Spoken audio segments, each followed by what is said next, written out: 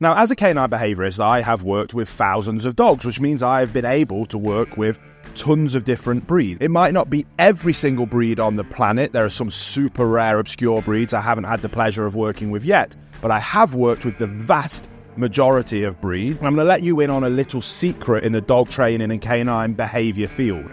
All dog trainers and all canine behaviourists, even though we all love all dogs, I promise you there are certain breeds that we all love to work with, and there are certain breeds that we all don't like to work with. And I'm going to be super honest in today's video to talk about 3 breeds that I don't really like working with and why. And the first breed I'm going to talk about is the Border Collie. Now, I know this upsets a lot of people because there are some superb Border Collies out there, and I have worked with some superb Border Collies. I live out in the beautiful Derbyshire countryside. There are sheep farms absolutely everywhere, and I've had the privilege of seeing some of the best trained collies do what they were bred to do, and it is an absolute sight to behold.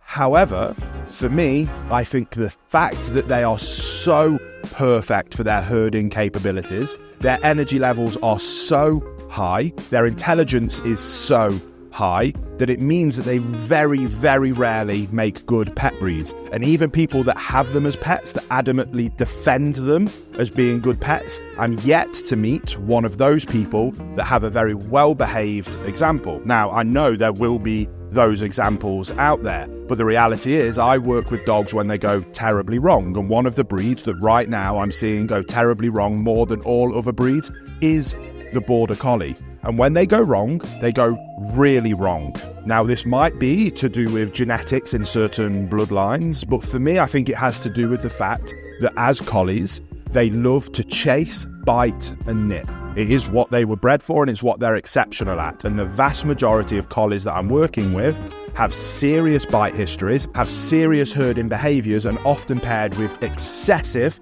levels of fear that often make them incredibly unpredictable. And it's unpredictable dogs that are often the most dangerous dogs. Now, my second breed that I'm not a super fan of working with, and if you've been following me for any amount of time, you might have heard me say this, and that is the Siberian Husky. Now, the thing is, I used to own a Siberian Husky. She passed away a couple of years ago.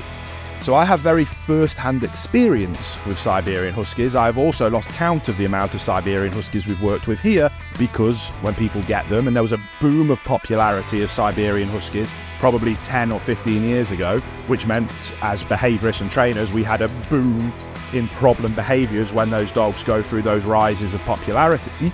And Siberian Huskies are incredibly difficult to manage. I use the analogy that I think Siberian Huskies are often more cat-like than they are dog. They go against all the things that I love about dogs. They very rarely seek intense levels of kind of physical interaction. The Huskies, again, that I've worked with, that I've seen go wrong time and time again, aren't really bothered about taking food from people. They're not really bothered about pleasing people, which makes training them in any kind of fun way incredibly difficult. And when they're displaying extremely negative behaviours into dangerous, aggressive types of behaviours, when they remove the ability to walk with us in really fun, positive ways, there are some situations where to keep them and other people around them safe, we have to insist that they behave in certain ways. It's in those situations where they go from these aloof, cat-like animals to becoming extreme drama queens that are just no fun for anybody involved. The reality is, and I know again I'm going to upset a lot of people here when I say this, but if as a Siberian Husky owner you really challenge yourself on this, I can almost certainly guarantee, unless you are racing your dogs in some kind of sled dog situation, you got the Siberian Husky because of the way they look. And I will completely agree that out of all breeds in the world, they might be the most beautiful dog breed. Certainly up there in the top 5. But that is the driving force of why most people got them. And then they realise that they're not the dog that they kind of wanted to live with day to day, when the novelty of how they look starts to wear off. And I have lost count of the amount of people that have now had a Siberian Husky. It's grown up, got old and passed away, and I very, very, very rarely meet people who have more than one Siberian Husky, and that is for the reason of that when the time comes, deep down they agree with me, and if they've had experience with other dogs, especially if they've met breeds like Labradors and Golden Retrievers, they wish that they had a dog like that. and they don't go and get a second Siberian Husky afterwards. And third up, I want to talk about the Caucasian Shepherd. Now, I've had the privilege of working with a few Caucasian Shepherds in the past, and I talk about Caucasian Shepherds on this list as somebody who specialises and became well known for working with large, powerful breeds, especially the Mastiff breeds. I am comfortable handling large, powerful dogs. But there is one dog breed that I've worked with that I have looked at and gone, if you want to kill me, I don't think I could stop you. And that was a Caucasian Shepherd.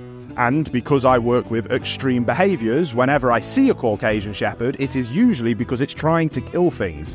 That combination just makes it a recipe for something that I would rather not spend my Saturday afternoon trying to deal with. Which is why this is fresh in my mind, because I saw a Caucasian Shepherd literally today, and it struck that same fear into me that I'm more than happy to admit. Yes, they look insane. Yes, they are incredibly regal. And if you actually live somewhere and actually have a farm and actually have livestock that are actually at threat from predators like wolves, jackals, bears, mountain lions, then in those situations, a Caucasian Shepherd might actually be a good fit.